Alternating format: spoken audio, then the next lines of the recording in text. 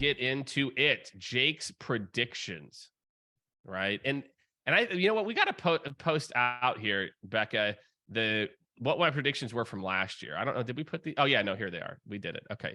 So here were my predictions last year. Okay. All right, go ahead. You guys can listen here. I'm going to drop the link in here so you can see if I was right or not. Now, granted, I couldn't really predict what was going to happen with the economy. But here you go. Here are my predictions from last year. You can listen to it on the podcast, or you can just go check out the LinkedIn post. But prediction number one was removing friction from customer interactions. We've been trained to put up as many gates, but this is ending. I think that's right. Maybe against with a lot of my predictions, I think I'm maybe like a year too early, because I think this will be a prediction I have for next year too. We are seeing this left and right. More and more companies are trying to say, hey, not everyone has a linear buying path where they want to go talk to this person, this person, this person, this person. Some want to skip ahead a step or go straight to the point. So removing friction from customer interactions, that was my number one prediction from last year. Number two, when you show up, you better show up. So this is like try video, bring energy as a part of this. I don't think this one necessarily, it's true, but I don't know if people actually cared about it. Meaning, I can tell you right now, I sit in on these demos and they are so boring that people are literally, it's just like they show up, and then what ends up happening is half of it's just like screen sharing. There's no energy. So I don't think I nailed that. I don't think too many people are focused on that for this year. Video, energy, etc. Number three for this year was sales technology. Wake up to the art of what's possible. I mean, I know a lot of you out there are investing a lot of money in sales tech. Now, again, I said one of my predictions is harness the power and move from 20% usage to 30 to 40%. This is where I think we missed. I think a lot of people invested in sales tech again this year, but still we're only seeing a very small percentage of people adopt. So, looking at those 2022 predictions, removing friction, show up. You got to show up. We got to change the way we do these virtual or digital interactions, and sales technology. I think I was close. You be the judge. You tell me if you think I was close or not. But I feel like I was like relatively close to it as a part of it. But that's exciting. So let's go forward to next year. Even though I do think a lot of these things, I'm like, maybe I missed it by a year as a part of this. So I'm going to talk about this concept of RevOps. Candidly, if you're watching this at the end of next year and I'm recapping my predictions from now for next year, I'm getting lost now in my time travel analogy. But, the concept of RevOps is not necessarily like a new concept, new in the last like 2 or 3 years. But I do feel like the concept and what the promise is where the opportunity is. And so as we kind of dive into this, I'm going to break this down into success and some of my predictions of where I think people and where RevOps in particular is going to have to be successful. Okay. The number one is productivity. Okay. Productivity, like, well, Jake, productivity has always been important. Tomorrow, right, as we look at the future, more and more sales teams are going to be asked to grow revenue without growing headcount. The only way to do that is increasing the productivity of your team. Productivity does not mean a lot more activities. Productivity does not mean that the only way that you can be successful is to do 800 activities or whatever it is. Productivity means maybe in the same amount of time, we're being smarter with our activities. We're offloading repetitive tasks, right? And that's really where I see a lot of the miss on the sales tech, even though it was one of my predictions for last year, where I feel like we're missing the boat for next year, is there are all kinds of manual automations and things that your team is doing. I'll give you a very simple one. Having a calendar to direct book on your website when someone says request a demo. We implemented this year, and the numbers have been bonkers. Like literally, it's almost like 90% of people end up direct booking. And of those, the show rate, I don't remember the exact stats, like maybe 80%, 90% show rate. Like I'm telling you, like most people would kill for those show rates. Most people would kill to have that many people book direct. But again, think about that productivity of our sales org. If we don't do that, then it's a bunch of back and forth, back and forth, back and forth, email, book time, becomes a pain in the butt. They don't get time booked for another 3 or 4 days. So productivity, and that these tools, that there are tools that exist that can make your teams and a lot of the manual things they're doing back and forth much, much, much more impactful, because they can automate some of them as well too. Okay, number 2 here. So let's stay on this RevOps train. So we've got increasing rep productivity is going to be a main focus. I don't think that that's like a rocket science prediction, but I'll go ahead and type it in here. Like, increasing productivity will be priority 1 for sales leaders next year,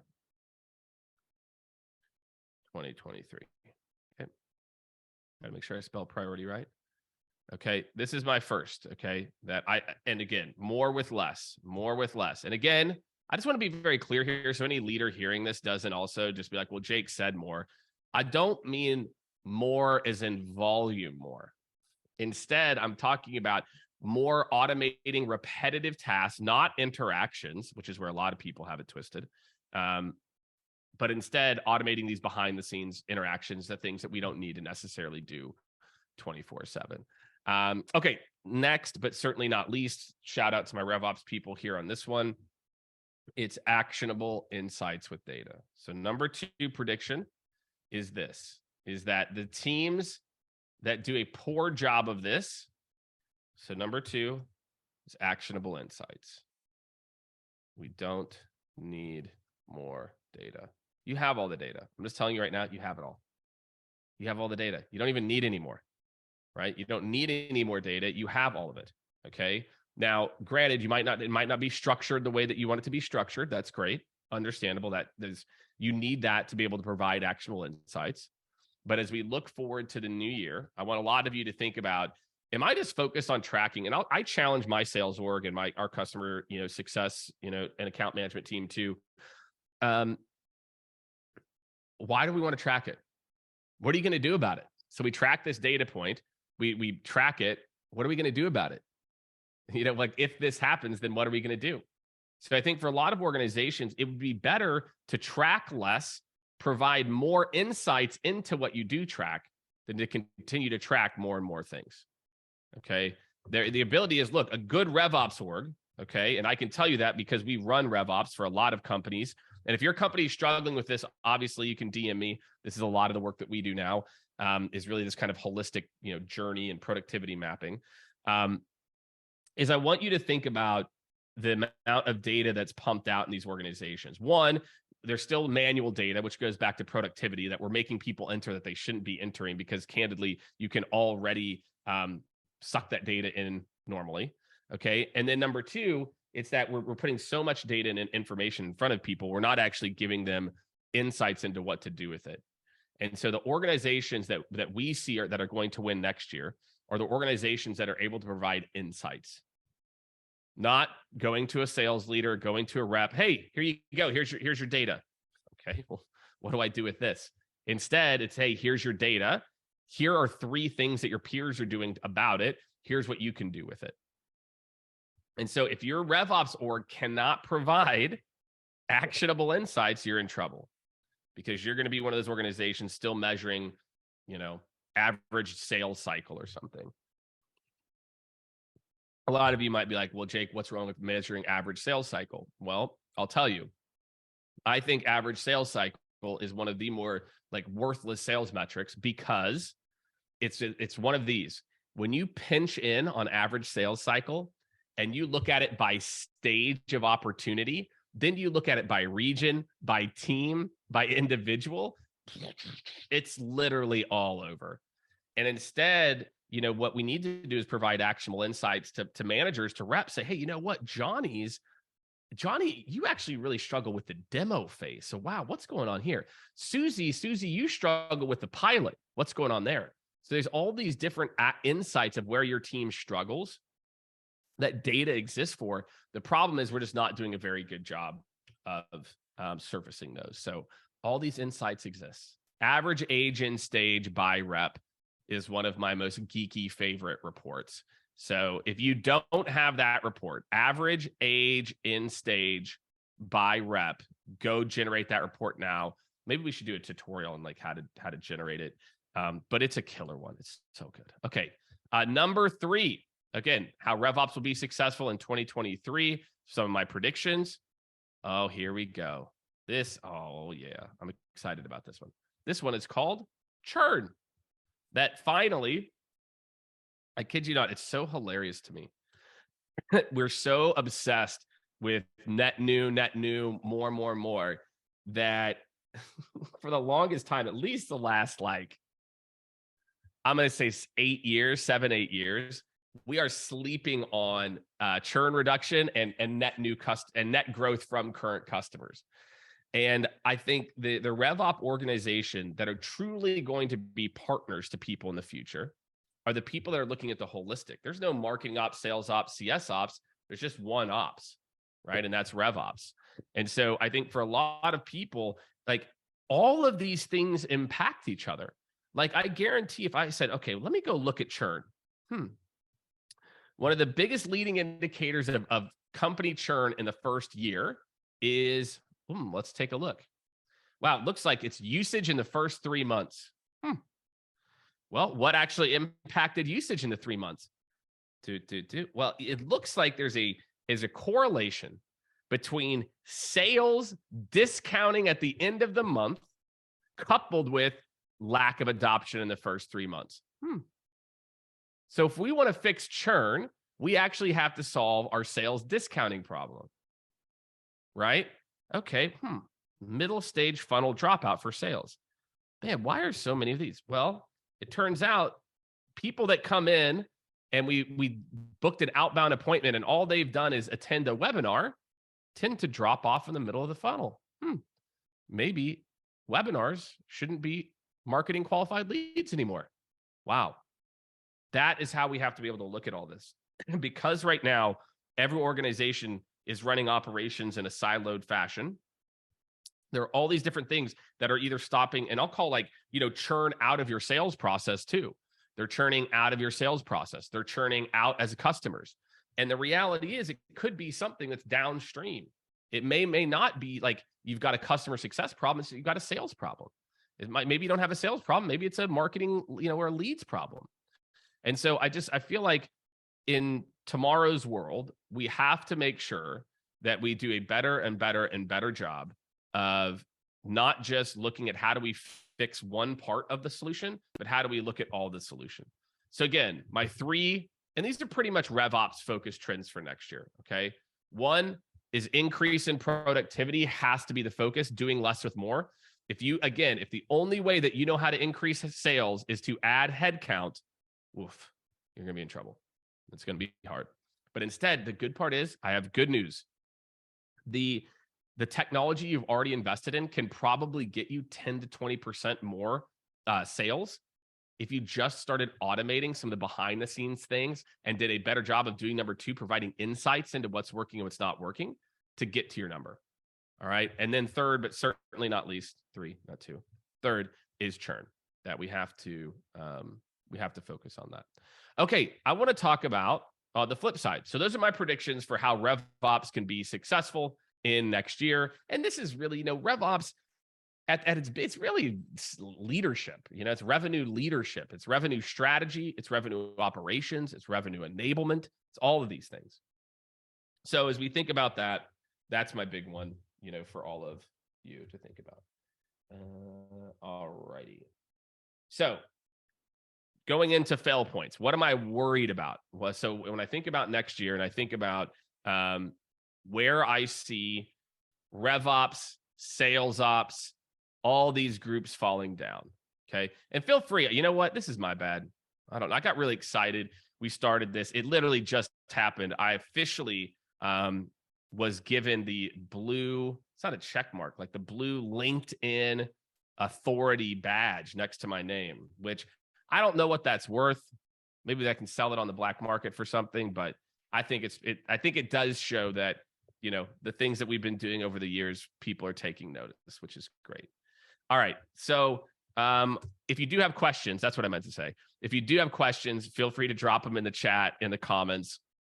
Let me know what's top of mind for you around some of these strategies. Maybe you're like, Jake, how the hell do I get my RevOps team to do any of this stuff? Sounds amazing. But anyway, I'm going to get into fail points. Okay, so the number one way RevOps will fail next year, and honestly, the sales orgs as a whole will fail, is if operations equals order takers. I cannot tell you how many organizations think that they're not doing this, but they are. Because what ends up happening is these revenue leaders, they're like, oh, I hired this person. And then really they're just like glorified like project managers almost, where it's like they're just telling, marketing saying, I want to do it this. Sales is saying, I want this. CS ops is saying, I want this. And then what they're doing is they're just like doing the work, and nobody's putting together a strategic roadmap of like, actually, okay, marketing, what are your priorities? Okay, great. Bump, bump, bump. Okay, I've got all your priorities. Now, here's what our roadmap's going to look like. We're going to build this first. And let me tell you why. It's actually going to solve this problem, this problem, this problem. So we got to do that first. Then we're going to do this second. It's going to solve this problem, this problem, this problem, this problem. Right? So when we think about those things, if your revenue operations or sales operations or marketing ops or customer success ops is operating like an order taker, and they're operating in a firefight mentality of like next request, as opposed to you have a strategic roadmap, you are going to waste so much time building what I call like Frankenstein operations. It's got a little bit of this thing here and this thing here, and it's bolted all together. The reality is that RevOps and the people that you put in place in these roles, and if you don't have anyone, that's great. That's why we exist at Skaled. So if you're like, Jake, we don't have anybody, great. Like we can come in, we can help you, obviously. But if you do have the right person and they just need, a jump start, then you need to take a step back. That you have to say, RevOps, look, your job is to provide insights across the organization, help us with a strategic roadmap for how we're going to scale this as well too, and make sure that we're not building a Frankenstein, that we're building something that's cohesive. So there you go. All right. The next area that I'm a little nervous about is this one. And I'm sure this is going to resonate with a lot of you. Okay. It is over focusing on the implementation of shiny new toys. That what I see quite a bit is people invest in technology, and then they just kind of expect that technology to just work like immediately. They forget about what like real adoption takes, and that they're so focused on the go live that they're not focused on getting to what everyone should care about, which is power usage. And so for a lot of you out there, again, like maybe you invested last year in technology and you're like, Jake, I heard what you said at the beginning about productivity, being a main kind of component here, but I'm just not getting the productivity gains I was hoping for. Okay, well, maybe it's because of this, that instead we're trying to implement so many new technologies as opposed to focusing on adoption first. So if we focus on adoption of the technology first, we do a really good job of making sure that people are up to speed, we're training them on it, as opposed to adding more tech, thinking it's going to solve the problem. People can only handle so much change. And so what I see is that there's this big push. And by the way, sales technology companies, for those of you who work at a sales technology company who are listening to this now or in the future, I'm looking at you because you are just as guilty of this. They tell us, oh, it's so easy to get started. Oh, it's so easy. It takes 10 minutes to hook into Salesforce or HubSpot or whatever, right? And so we don't give the implementation or deployment the credit that it needs. Look, if you're deploying Salesforce at a really big company, it could take 5 months, 6 months.